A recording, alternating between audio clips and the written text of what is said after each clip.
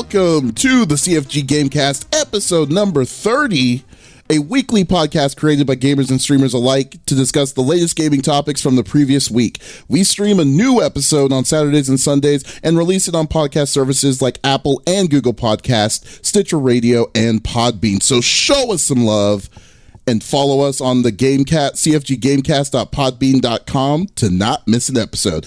I am Mr. CFG himself, Davis Green, and with me are my two special co-hosts, as always, Flexiss, flexing it strong. How are you doing? I'm doing great. Happy to be here as always.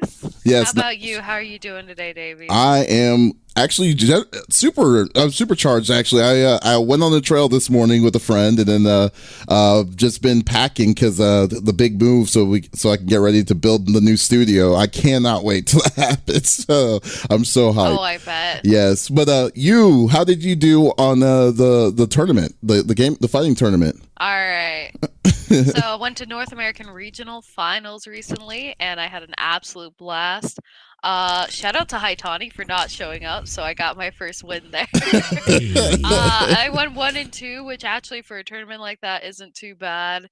And because of that, I got some sweet Capcom Pro Tour points, which put me on the Capcom Pro Tour leaderboard at rank 213 in the world. So, oh wow, so that is amazing. Feels pretty good. Very awesome. Pretty good. So are you gonna? So what? What's the next tournament that you're going to be a part of? More than likely not going to Capcom Cup last chance qualifier, but hopefully crossing my fingers that you guys will see me at Frosty Fostings. Oh, that'd be cool. I mean, I'm looking forward to that just to see some more of Guilty Gear. Yeah, so. Oh, yeah. Yeah, that's going to be nice. The sing-along of Guilty Gear is just amazing. That song is so good. I don't know why. Yeah, I love it. All right. And we got the 5-star general of the itty bitty Smithy committee. I got Smithy in the third seat. How are you doing, buddy? Doing well, my friend. Happy weekend. Happy start to the week. It's been good. Actually family came in last night. I was supposed to be streaming last night, and family came over and stuff. The kids stayed the night, so we ended up just chilling, hanging out with them and whatnot. And then today, actually, I found out. I wanted to show you guys. I didn't say anything. Mm-hmm. I posted a little bit on social media, but I just found out. So this film that I was a part of here like a year or so ago, it was an official selection to the Genre Celebration Film Festival. And today he was informed that it won the best fantasy short film and the best musical score. Oh my gosh! Categories for that. Yeah, dude. Wow. Here's the other thing: is that I was the one that also I produced the score for it as well as acting in the film. Yeah. So that's freaking huge, man. Wow, congrats, holy man. Shit, dude. That's awesome. That is amazing. So dang, you know, I was like, that felt pretty good. Ermagerd says that hashtag humble brag. I know, right? I don't mean to pat my back, but I'm going to pat my back. That's what it's going to be. Today is the day of back patting. Well, technically, we just know Smitty's going for that EGOT, so that's what we know for a fact. Trying to get that Emmy, that Grammy, the Oscars, the Tony. Yeah, we'll see. We'll see in the general future. We'll probably do some things. He's probably too big. He's going to be too big for this podcast soon enough. So we'll see how that all goes. Oh man, that's great. But that's awesome, man. So everyone, so we are definitely jam packed. We're just going to get right into it because we have a lot to get down to today.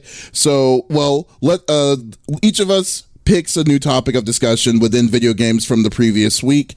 The topics would or could be about a specific game or something that happened in the gaming industry. And we also don't want to just talk amongst ourselves. We want the people in the chat to be a part of the conversation too. So if you have statements of what we're talking about, everyone just definitely chip on in, and we'll pick out some of the statements out there, and then we'll make it a part of the podcast itself. So we encourage all kind of interactivity there. So let's just get down to it. I will start it off since it's been a while, and I've been kind of teasing it for the past week or so on the Twitters and stuff. So let's talk about the big giant elephant that's in the room, and that is the Google Stadia.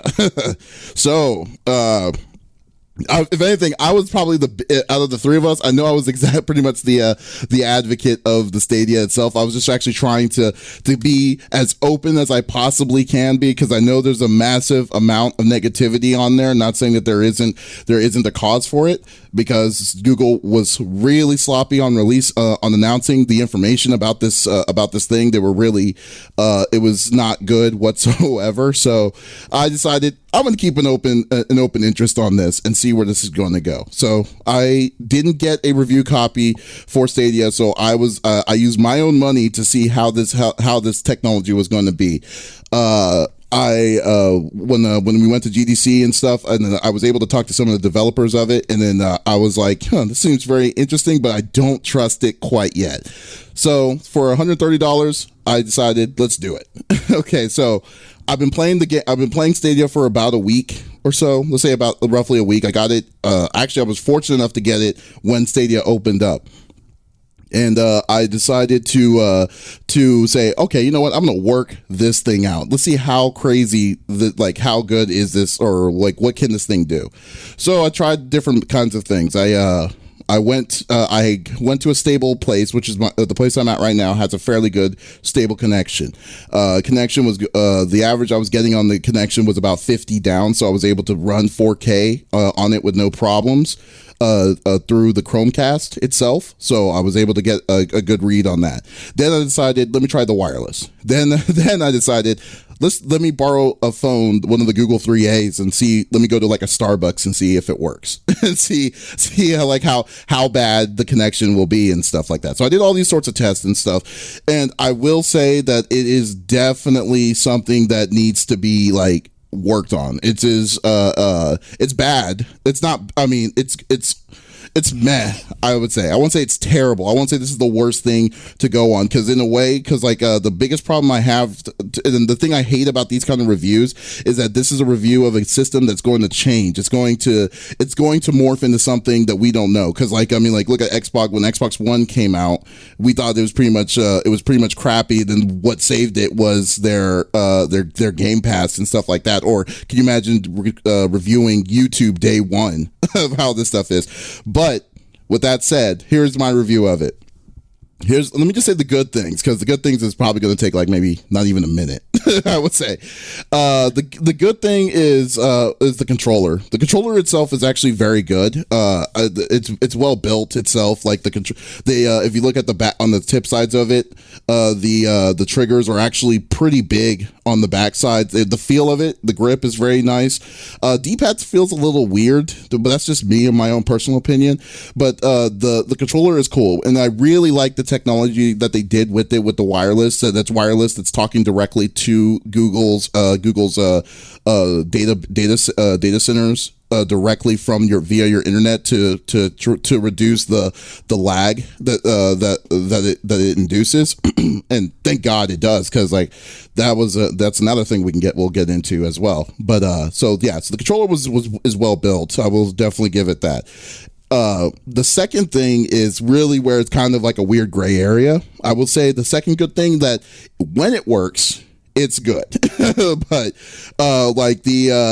there is now it's going to be different with where you are location wise, throughout the US right now. But right where I'm at, which thank God we don't have data caps here. But in my experience, when I had it directly wired from the Chromecast to what I was playing it responded fairly good. There was low lag. There is delay though. I'm not gonna say it was seamless. It was seamlessly. There was delay that kind of irritated me, especially when I was playing Destiny. That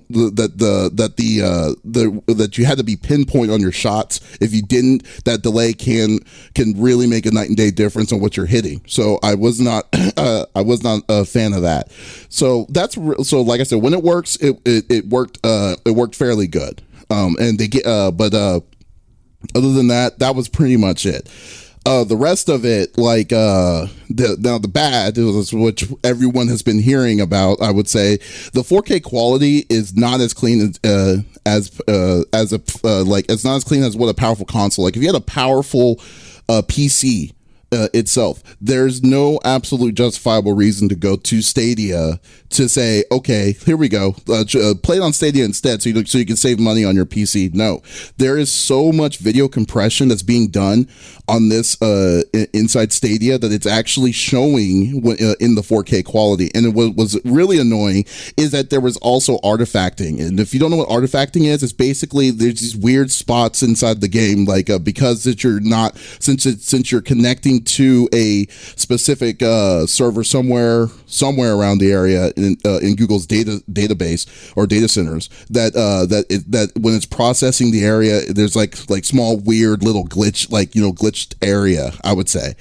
from it. So that kind of irritated me on it a little bit too. So no, I can't say that the streamed version is worth the $130 for you to do it.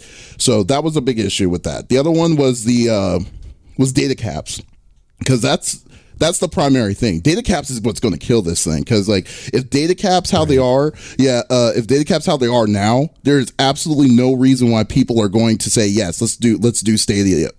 Like I said, Texas doesn't do data caps, thank God, because the average data caps for most ISPs, if you're with Comcast, if you're at Comcast or who do y'all have in Arizona? Flex, I can't remember. Cox, right? I know we have Cox is probably one of our main ones. Yeah. I think we have Comcast and Quest. Yeah. So yeah. So like, I think Cox is the main one though. Yeah, so like services like that, like if they do not change their rules about data cap, then I don't see how this is going to be successful. Like I mean, San Francisco's the same way, because for a 4-hour game session could be literally over a quarter of your data cap space that you're using towards that deal, because it's requiring to use a solid 45 megabits to do 4K to do a 4K session. So if you did 10-bit, so let's say theoretically, and that's the minimum. So let's say a streamer is wanting to stream it in 4K, which most people probably won't do it because there's no reason to. The only platform that can do 4K stream would be YouTube. But let's say theoretically, if a streamer wants to stream it, you're already using your data cap space for the speed that you're doing specifically for the stream, and you're using the data cap as well for the game you're playing itself. And so that is a big concern of mine. And then and I don't like how Google's like reaction is towards that. They're keeping it separate. They're like saying, "Oh, this is not our problem. This is going to be the ISP's problem." It's like, how the heck right. Can you actually say that when it coincides to what service that you're using it? I mean, you need to push on this, because this is going to show reflectively exactly on why your system is going to fail. And so that is a really big issue. I think that they need to really kind of look into it, because I'm like right now I would not advise anyone to get this. And here's another thing that really got me upset is Chromecast Ultra. The Chromecast Ultra, it overheats at 4K on an over when it goes towards this. Yeah, so like I don't really? Yeah, I don't so like I did a 2-hour session of Destiny and tried Samurai Showdown. It didn't overheat maximum, but it was super hot. So, and I was at 2 hours. They're saying the max of some of these gaming sessions, especially, I know how some gamers can be 4 hours, 6 hour sessions. It will shut off. Yeah, because 12. I know. Smithy did a 7-hour session on Friday. I mean, come on. Yeah. So like it's like that is completely unacceptable. What's worse is that this is a problem that they've known since 2016 for the Chromecast Ultra. They've had this issue that's been that they've already were aware about, and they did nothing about it. The only thing that they have on this is that they made a statement saying that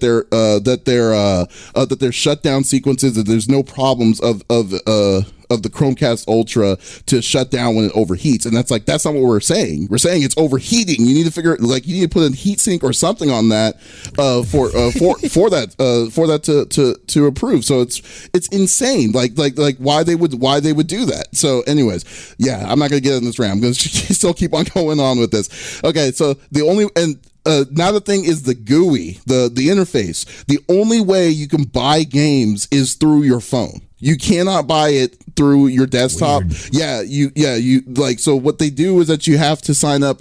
You have to download the Stadia app on the phone itself. From the phone, they'll give you a code, and then then once you get the code, they'll say, okay, what's your username that you're wanting, and so on and so forth. And then you're on the database side itself. So inside there, you'll be at the store. There's a spot that says store where you can purchase your game. But like, if you want to purchase your game on your TV, or if you want to purchase your game on the browser, you cannot do that.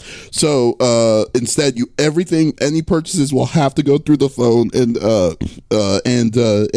that's it. That's probably, now I'm pretty sure that's an easy fix. I'm pretty sure they have to be working on something to make it easier accessible. But but still, it's. I wonder. Oh. No, go for it.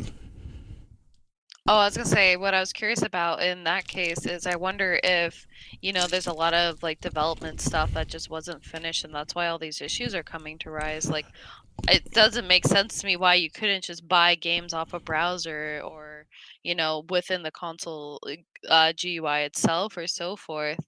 Like, that doesn't make sense to me. So I really wonder if the project itself was. Do you know what's funny? Okay, and that's why we're seeing all these issues. I said this a long time ago. Like you said it though. Yeah, I said this a long. Yeah, I'm sorry. I said this a long time ago. I said they should not have called this a release. If they didn't say if it was a release, then they should have said that this is early access or something like that. Because now what's going to happen is that this is a beta, exactly. Because like I was already giving them the pass. I think I figured this out when they said, oh yeah, it's wireless is not available on PC or on phone services yet, but we're working on it. And I'm like, when they did that, I was like, okay, I'm fine with this because I know that they're working on it, and they should have just easily said, okay, we're only giving a certain amount of people, and secondly, a certain amount of people is only having access to Stadia, so why would you call that a release? I mean, it's so weird.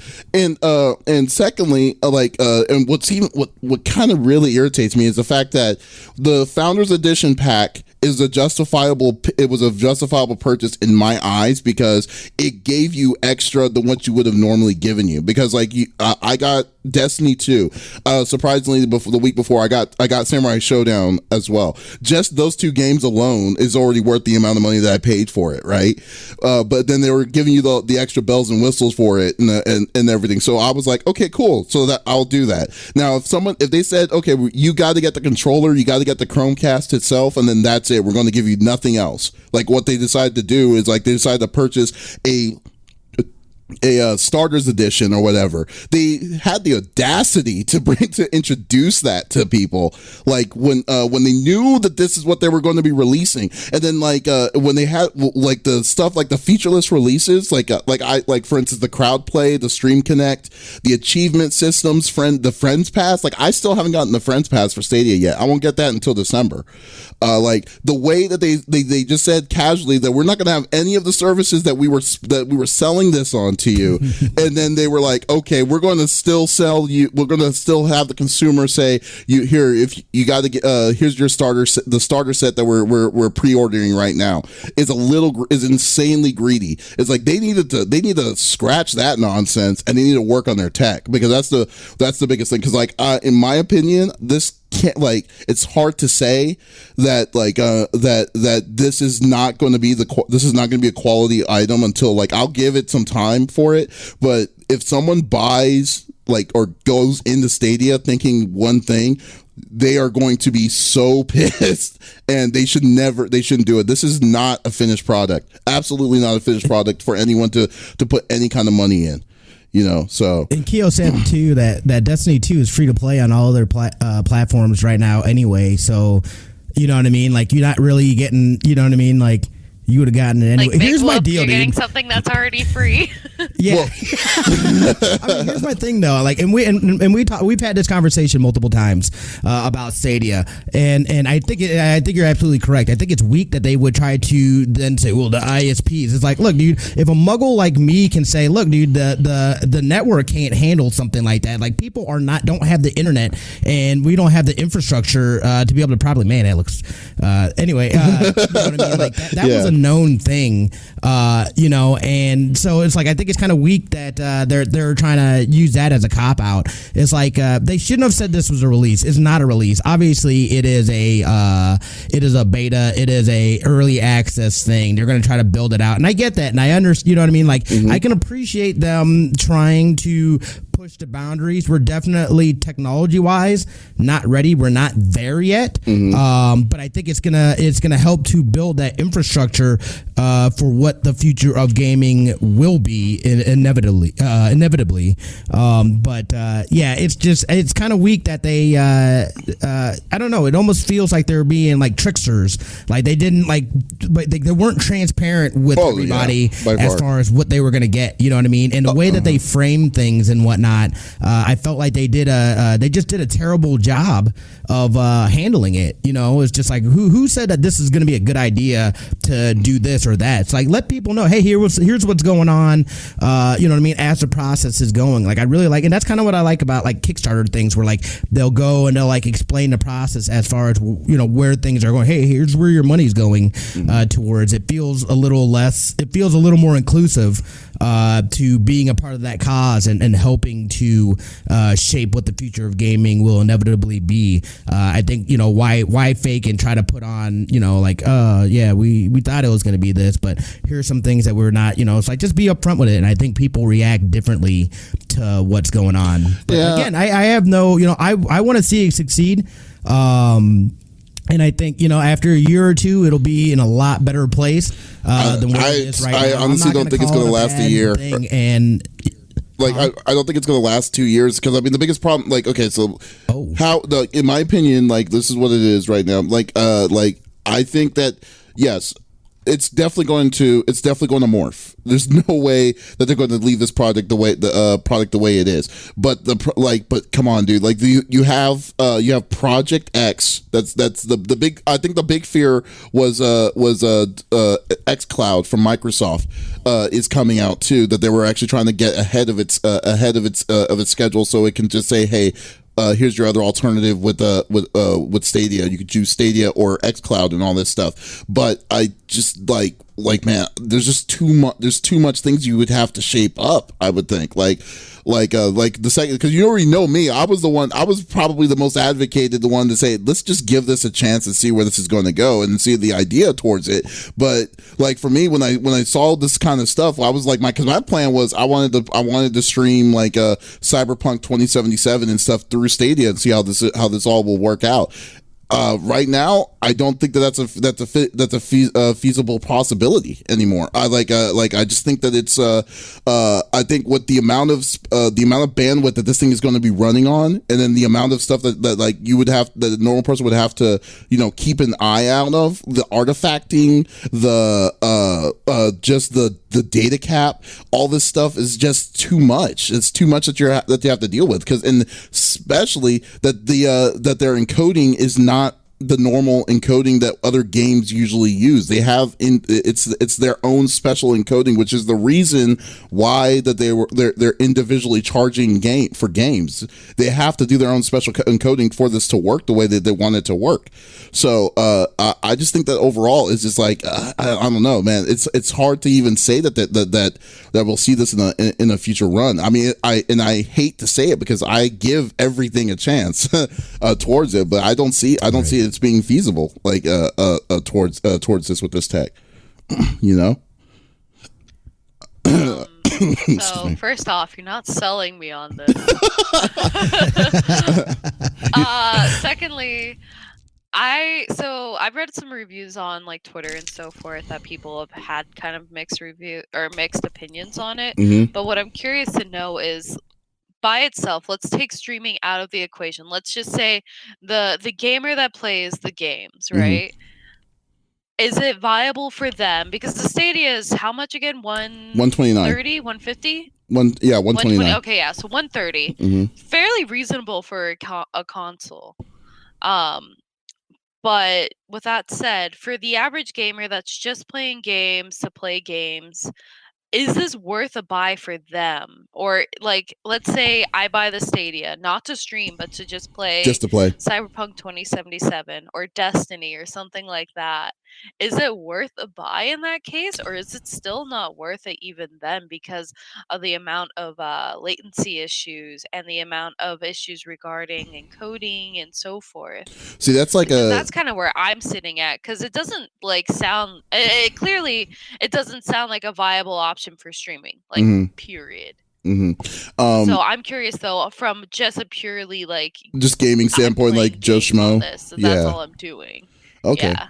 Okay. Well. Okay. Let's say. Okay. So I'm gonna give this to a 10-year-old brother or something like that. Right. And it's hard to answer that because this is basically week one of a new technology. But yeah. I will say this: if I'm, and this is what I'm going by from what the information that is actually given to me on this right now, depends on where you live. I mean, because you need to have a good connection. You need to have a good connection for it, and you know how the internet is very, very volatile. On anything can blip your thing and stuff like that to still say you have a fun time towards it. Acquainted. Oh yeah, you definitely yeah, exactly. So it's it may not even be Google's fault, but at the same time, it's it could be your ISP provider. So it depends on where you're at. Secondly, how much of a gamer are you to decide to say, let me go through this cloud services? Personally, in my own personal thing, I wouldn't do it because of the fact that Chromecast does not work the way it needs to work. Because they're putting all their eggs in the basket with Chromecast TV with for 4K viewing and stuff like that. And if 4K can't hold the stability of a gamer, then there's a problem, and you need to fix it. And this is something that you already knew was a problem with your tech. So until then, I mean, I'm going to say no. I would say it's definitely not worth it towards it. So because I mean, what I will do though is I'll give you my friend pass, Flex, and I'll let you know because I actually am interested to see how is it over in Arizona and stuff when that comes out. And see where it goes. But yeah, it's not good. Like I said, I even stress test this at a Starbucks wirelessly and stuff like that. And some of it was the delay, some of the delay because I was getting, I think the worst connection I've had for Stadia was 6 down from a phone. And which actually is really good Wi-Fi for a phone to get, but wait, 6 download? Are we talking? Yeah, no, 6 megs down. Megabytes per second. 6 megs down. Well, I mean, I purposely did that. I mean, that was I just wanted to see if it's feasibly possible to play Stadia in those kind of terms of condition. Because I think I was I was at public Wi-Fi at at a public area or so. So I tried that out. Starbucks. Yeah, Starbucks or something like that, and just to see if it was possible. And no, it was not possible because it was so janky. But then again, I mean, I can't put the blame on just Stadia on that. It's just that was an extreme situation, I would say. But overall, overall, I will say that no, because I'm actually wanting to try this out because I want to try to get maybe Borderlands 3. I'm willing to pay money for Borderlands 3 on Stadia. And see how it will play when I play online with other people that's not with Stadia, with Smithy. I know Smithy has it, and then see how the overall experience is going to be with that, and see if it's if it stacks, So and it's funny. See on Keo's thing again. Also, personal opinion. I'd rather it run on 720p and rock steady stable. Technically, going 6 down was trying to go with 720p, but even 720p was not that good. Even 1080p was still showed artifacting, a massive artifacting. I wasn't just doing specifically 4K. So so it's just the data, the pipeline for the data that's coming in mixed with the video encoding is trying really, really hard to keep up with everything, but there's still issues with it. I mean, it's not there quite yet. So it can work, and I really hope it does work. But the way Google implemented this whole process for this system is they basically tried to shoot themselves in their own foot with it. And that's just what the most disappointing point, the most disappointing thing, because they're already known, they already have a bad reputation of killing stuff, and then you're telling the same consumer, oh, put $60 down for this game. We promise that we're not going to shut it down if it doesn't go our way, and stuff like that. People are kind of like, yeah, you will. So, I mean, you did that. Yeah. So we'll see. We'll definitely see. I mean, Smithy, you're one of them. So like, I definitely understand, and I totally understand the conversation, but yeah, but like, I will not recommend this system yet. I am still open for it to change, but it's definitely not there yet. And until, like, I'm still going to actively mess around with it and see what the features are for the Founders Edition, if they ever give us real good features of it, and see how it is. Okay, so I think that's a fair assessment of it. You know what I mean? Yeah. I think it's a fair assessment. Yeah. So like, just keep an open mind. That's all. I mean, but like, no, like if someone says yes, definitely get this, slap them in the face. It's like, because they are. It's like, I was like, are you getting paid by Google to say that? Because you are crazy. Because like, oh my God, no, this is so Stadia is going to become the S word now. We've got the name. We don't use that name here. But you told me to get it. The console who shall not be named. I mean, I've said, like, I don't hate to hate. I give a chance for everything. People who know me know I am a avid hater of Zelda. But I have played almost every one of them. Because I know, just because I want to see, I just don't get it, that kind of stuff, But Smithy Tales, did you actually get it? Did you get it? Like, yeah, because to be honest, yeah, I will definitely hold off, because the big thing is that their tech. Specifically, the thing that they have no excuse over is Chromecast Ultra. There is absolutely no reason why that thing doesn't work. Because especially if they can you imagine if Sony decides to release a PlayStation 4 that overheats in 4 hours of play? When someone plays like Death Stranding, how can someone do that kind of nonsense? Okay, good. Yeah, good. If I did, Smitty, I would feel so bad if I said for you to get it, but still no. But So you should not give Google benefits of the doubt for that either, because that is a faulty product that they've had an issue of happening for 3 years, and that's what pisses me off of all of it. It's like, you're kidding me, right? You knew this was an issue, and yet you still let it go, pretending like, oh, well, it can't possibly be worse when you're just using a streaming platform that we're wanting to run 4K for 5 hours. It's like, no, that's not excusable. So anyways, I'm sorry, we're at 32 minutes, so we'll stop on the rant on this. Look at that. Yeah. You're going to have lots to say about that.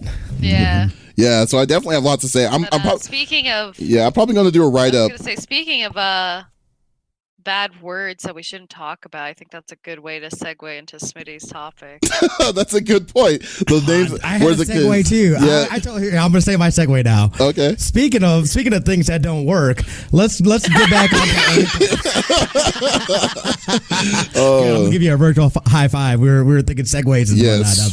That was good. But yes, yeah, over here.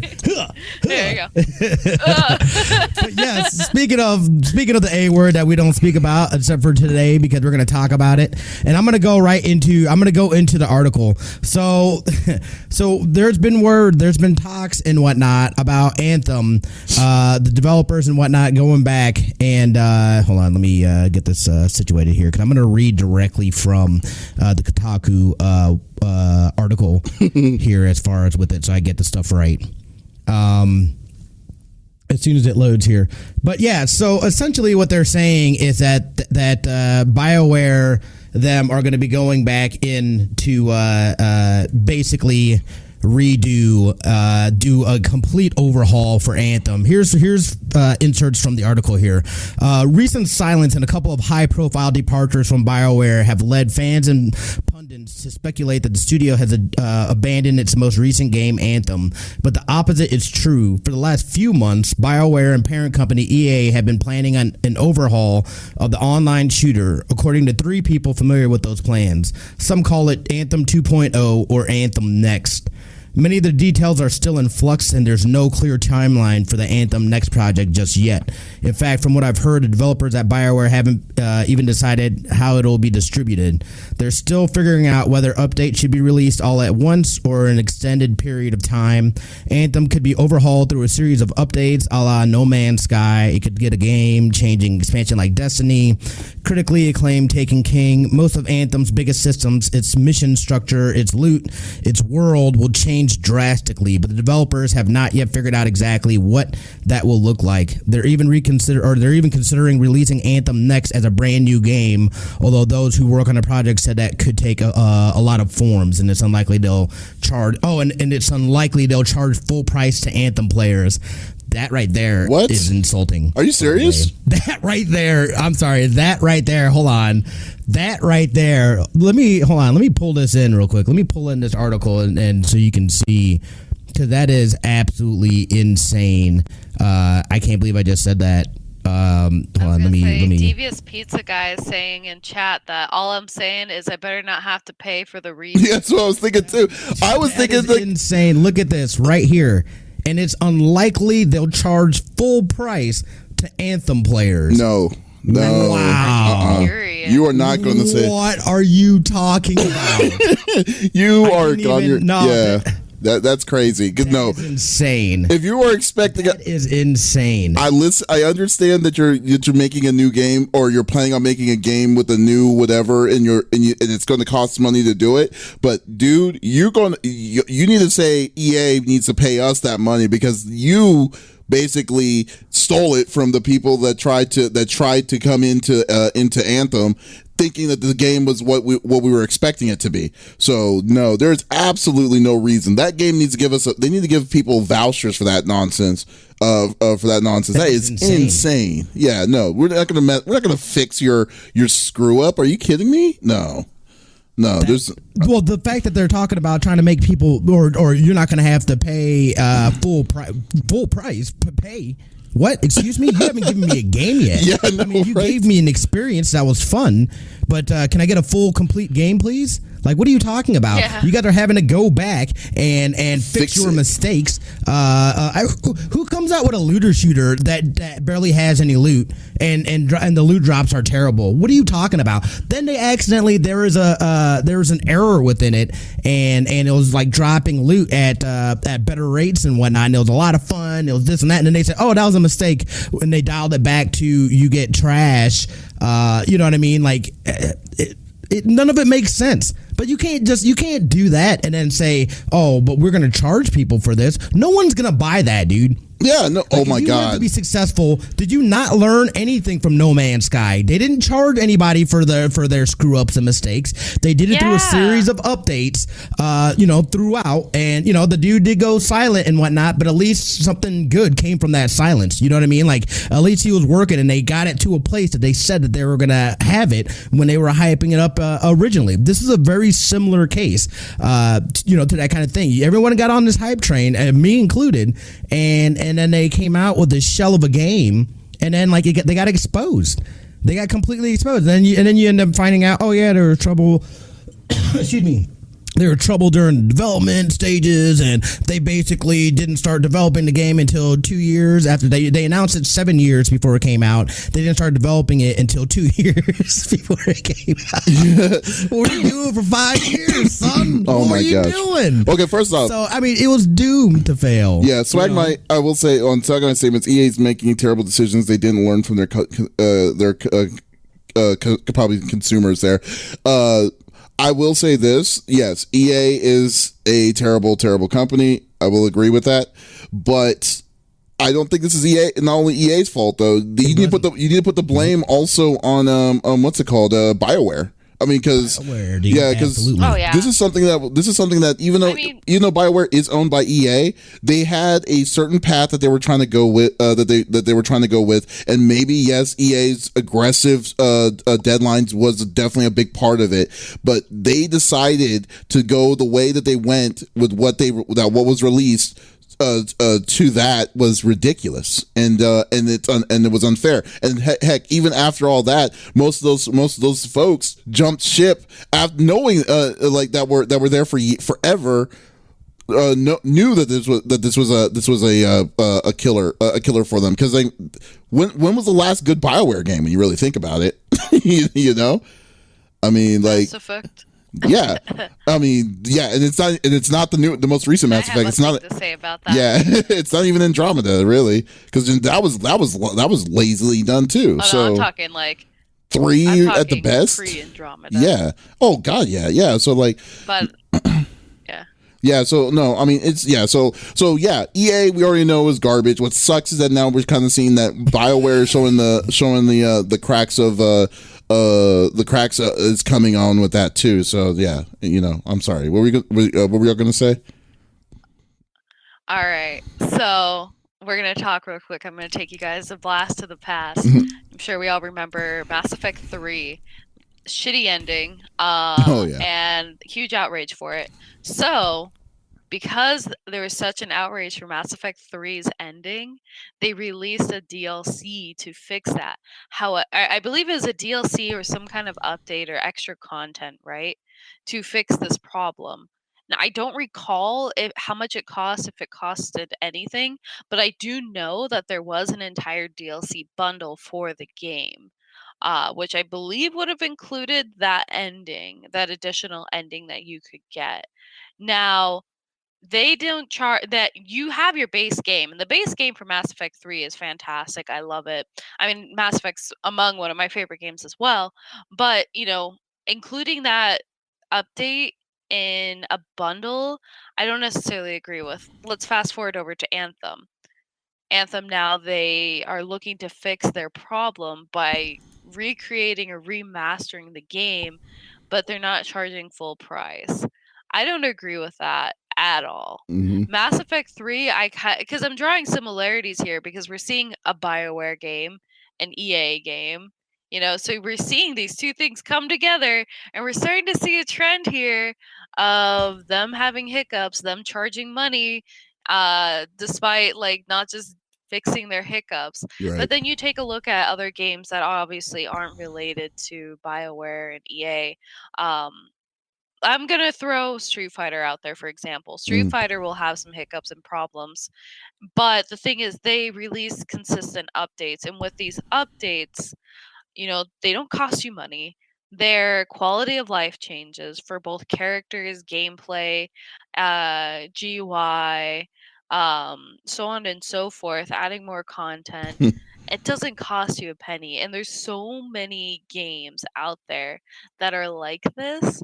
And for Anthem and the team to think that it's okay to charge money for basically just an update to the game or additional content or whatever they're trying to do, like Smithy said, it is absolutely insulting. I mean, it's kind of a joke, and maybe it's a good thing for people who don't own Anthem. Like, cool, they can get into it, but for people who already own it, they're not getting that update.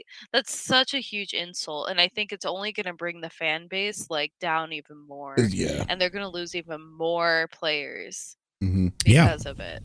No, it'll die. It'll absolutely die after that. It'll absolutely die after that if they make that mistake. That is crazy that's even a thought, or that if they really do, if they move forward with that and they charge for it, Anthem will die at that point. Because I could tell you right now, I would not spend another cent on that game. Are you kidding me? I've seen what you can do. Like, you know what I mean? Like, fun gameplay, but yeah. So I was corrected. ME3 Extended Cut was free. So BioWare EA did a good thing by adding that extended cut to kind of appease the masses with the ending of ME3. But still, the fact that they're hashing out these games like this that are incomplete, and especially the way they're going about it with Anthem, which is already a huge mess. That was and that was all BioWare. BioWare, does you remember? I mean, that wasn't EA's fault on choosing all that nonsense. So, oh man, I don't know. Yeah. It's going to be a very interesting poll. But like, hey, people are going to be on that boat of hate towards it as well as they should be. If someone says like, hey, guess what? They have a new version of Anthem. It's the revamped We're Sorry edition, but we have to pay $20 of the game. It's like, yeah, people are going to be pissed, and as well as you. I mean, dude, you bought EA access for this, and you got the copy, like two different. I don't know how many times we've said this, but like two different versions of it. Yeah.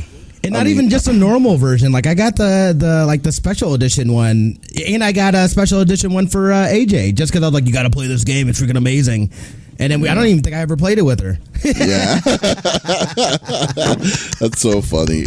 Yeah, so yeah, we're terrible. Yeah, terrible. Now, if they change the books, there's going to be a lot of hate about that. So there has to be some sort of level of change towards it. Here's the thing, though. So you remember that thing on Twitter that I tagged you in about the story? Like they came out with another story. So like going through those comments, because I always like to go through the comments. I'm nosy like that, and just to see what people are saying and whatnot.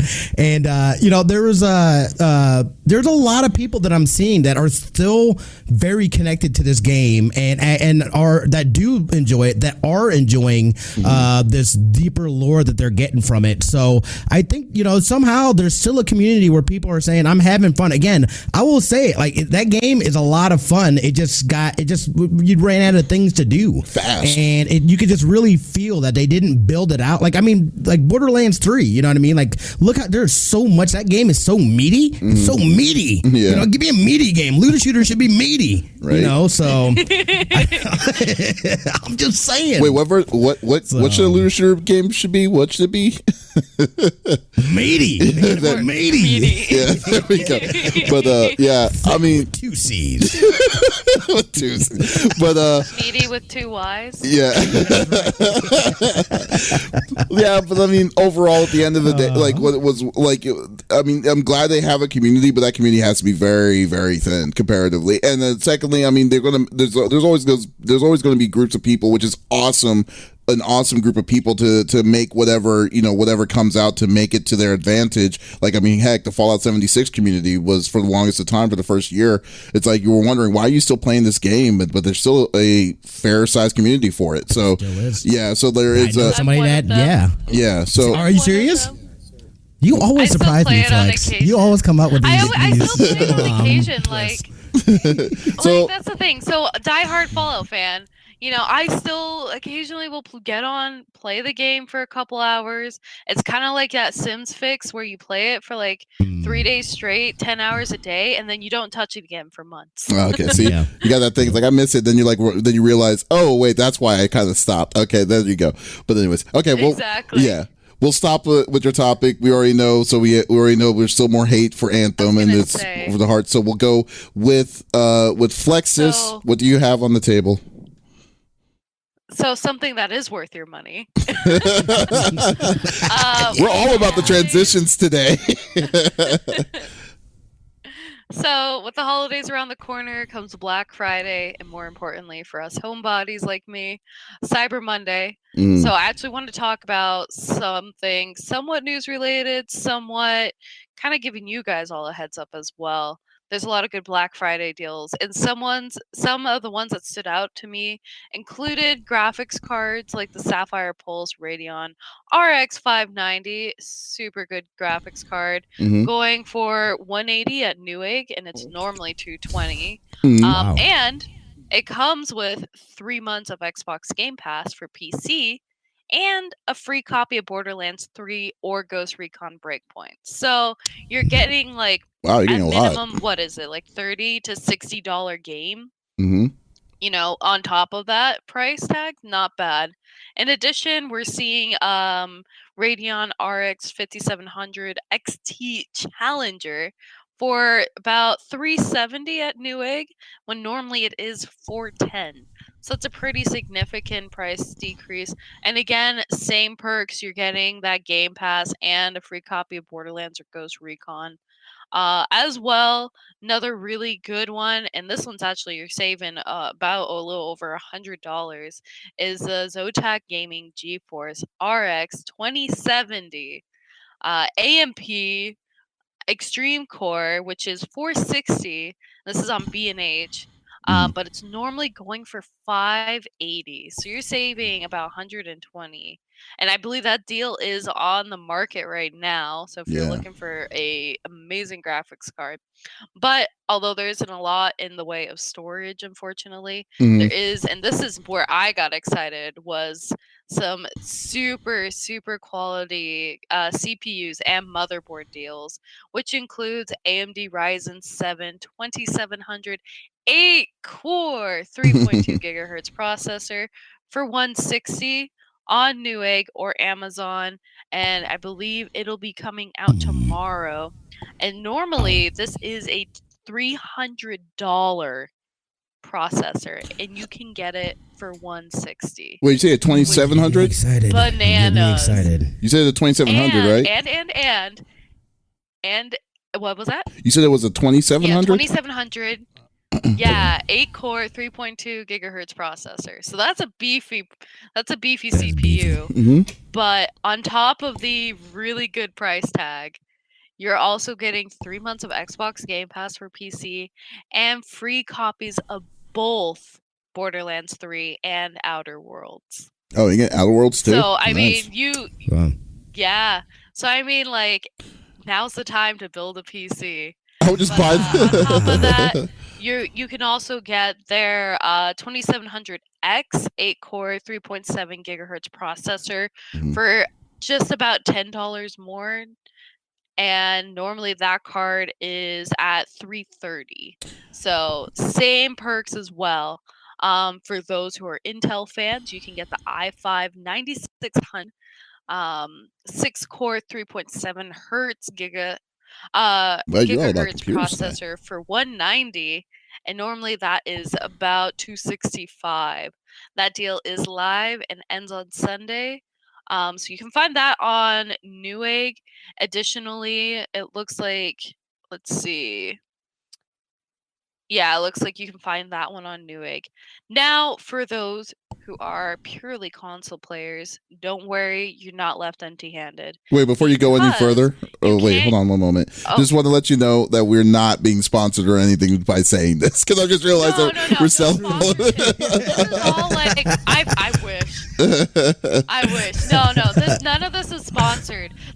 So I did some research into some of the Black Friday deals going on. I looked at various articles, and to me, I picked out the ones that really stood out that I thought would be worth bringing up to, you, the viewers and listeners, because, with this around the corner and you're like so many gadgets and gadgets thrown in your face, it's kind of overwhelming, and you want to make sure you're getting the best deal. So for me, I thought, why don't I provide that for you and help you cut some time off all the research. Yeah, okay. And plus, this was a last-minute topic I was picking. That's the real reason. Again. No, this is awesome. I love this. Yeah. Yeah. But for my console gamers, don't worry. You're not left empty-handed, because you can get a PS4 Slim Bundle available for just $200. And that includes 3 PS4 exclusive classics, God of War, The Last of Us Remastered, and Horizon Zero Dawn Complete Edition at GameStop. So you're getting 3 games. You're getting the PS4 Slim for $200. Yeah, and that really, to me, that's a price tag that I'm interested in. I'm like, right. We're gonna put that on Flexiss's Christmas list right now. But for those who are diehard Microsoft fans, you can get the Xbox One S on sale. This is at multiple retailers for a very cheap $150. That's the which sad. Includes Minecraft. That's the all digital one. What's up? That's the all digital one. You can't use a disc. Just want to let you know that for $150. Oh yeah, but to be fair, like most games, they're digital these days anyway. I would say, who uses discs anymore? I don't know. I'm just saying, you know. Right? Yeah, But you get Minecraft, Sea of Thieves, and Fortnite in the bundle. You can get this at multiple retailers, including Amazon, Best Buy, Walmart, GameStop, and so forth. So, some great deals out there. Like I said, if you're looking to build a PC, Black Friday might be your friend this time around. Yeah, so that's pretty true. Oh, there's something I will say though. I will add to that. So, if anyone's looking for a Switch, there is a Switch bundle. Now, if you care about the Switch, because there's two different versions of Switches that are out there right now that's out there in the wild, and there's the Gen 1 and the Gen 2, which has better battery life. The Switch bundle is the Gen 1. So you don't, if you're looking for a Switch and wanting to get better battery life, don't get the Switch bundle. That one comes with Mario Kart 8, and get the one with the all red box that shows the Switch itself. That's the newer version of it. And the battery life, I think, is a difference of 2 additional hours on top of what the original ones were. So yeah, so this one, give that a heads up on that. Is there a price difference? No, well, they're both the same price, $300. But I thought there's one on Amazon on Cyber Monday that just a standalone Switch with that specific Switch is going to be $279 or $275. I don't really remember. Yeah, and there's you know how there's always a massive amount of different kinds of games on Black Friday on sale. Best place to get those games is Target, because Target is at their cheapest, the cheapest one, at $30 for Switch games, as well as PS4. PS4, they have a $15, $20, and $30 ranges of their PS4 and Xbox games as well. So yeah. Yeah, so yeah. So we got the insight for you guys. We'll hook you guys. Well, we won't hook you guys up. But yeah, we will not. But no, we lots of good deals out there. Again, I'm super stoked about the CPUs and motherboards. Like that, those are like, especially the CPUs. Some of the stuff, like, to get a CPU that's 8 cores and running as good as it is for 170. Mm-hmm. It's insane. It's so insane. And now I regret building my PC when I did, and I wish I would have built it much later. When did you build your PC? You need to start building another PC. Yeah, it's very true. Build a stream PC. Lots of good deals out there. Yeah, right. Technically, lots of good deals. I was going to say, because it's kind of funny, we see that, on the software side with these actual games themselves, it's very much like money driven, not really thinking of the consumer, the player, the gamer. But when we're looking at it hardware wise, and we're definitely seeing, because there's such a competitive market, that they're constantly fighting for the consumer. And so we're seeing all these little perks and like add-ons, and they're constantly looking to improve for the best bang for the buck. So I really think that they more so have the gamer in mind, personally. Oh, definitely do. Yeah, like the 2700X, I mean, like the only reason why you're going to get a 2700X is if you're playing the overclock. So if you're not, then I mean the 2700 is a really good value. It's definitely a really good value deal for it, and it's like right now. But I mean, it's $10 more for the 2700X. Oh yeah, I mean, it's only $10 more, and it is technically 3.7 gigahertz, where the regular 2700 is 3.2. Yeah. So you're getting a little bit of a significant increase, but I mean, for $10 extra, worth it. Yeah, definitely worth it. All right, well, definitely thank you for that, Flex. Appreciate it. So okay, so we're going to be wrapping it up right now. We're actually at that limit, but before I let you go, I just want to let you know we're going to be having an official announcement here in our next episode. Of things to come of the CFG Gamecast. So definitely stay tuned on that. That's going to be on Smithy's channel at Smithy2447 when we do it. We're not going to be doing an episode Thanksgiving week. We're going to take a break on that. But then we're going to do one more episode of the year, which is going to be which will be episode number 31, and we'll be done with the season. We're going to be just calling it season 1 done of CFG Gamecast. So Yeah. So we'll be back in January on that. A lot of big changes are going to be coming through, but like I said, we're going to be doing an official announcement on our very last episode of 31 on Smitty's channel in December. So definitely stay tuned for that. We'll really appreciate it. So, but we are going to be signing off. Flex, is there anything you're going to be streaming this week? Mostly Street Fighter. Mm. So you guys will see me doing some Street Fighter streams, talking about the new updates and releases for Street Fighter that are coming out, as well as talking about Capcom Cup and so on and so forth. So I hope to catch you guys there. Dude, check out. I don't have any official times or days yet because I got to look at my work schedule, but. Yeah, but definitely check out Flexiss's channel. It's she has a really great community and it's very fun topics and stuff, and just the community's taste in music is just tight. So you should definitely check out Flexiss's stuff. Oh yeah. Yeah. Smitty, what are you up to this week? I might here and about after we get off of here, go and stream on my channel for a little bit tonight. Probably do some Star Wars because I was totally playing that before we started getting ready for the podcast. So I'm back in it again. Like, it's got me. That game is so good. It's so much fun. But might do that a little bit tonight and then just chill out. And I'll be back next Friday. But the Turkey Day and all that stuff, I won't see you guys. So I hope everyone has a good and happy Thanksgiving. Be safe, eat food, enjoy family, friends, all that good stuff. We appreciate you guys. Yeah, thank you so much Happy for that. Thanksgiving, everyone. Yes, most definitely. Yeah, and also you already know how good Smitty's channels is too. So definitely check out Smitty2447 for that. So that would be awesome. And then as always, we'll definitely check out CFG Games, which is me. We're going to be. Don't really have a streaming schedule. Don't have anything really truly planned out. I've been casually playing Pokemon Sword and Shield just randomly.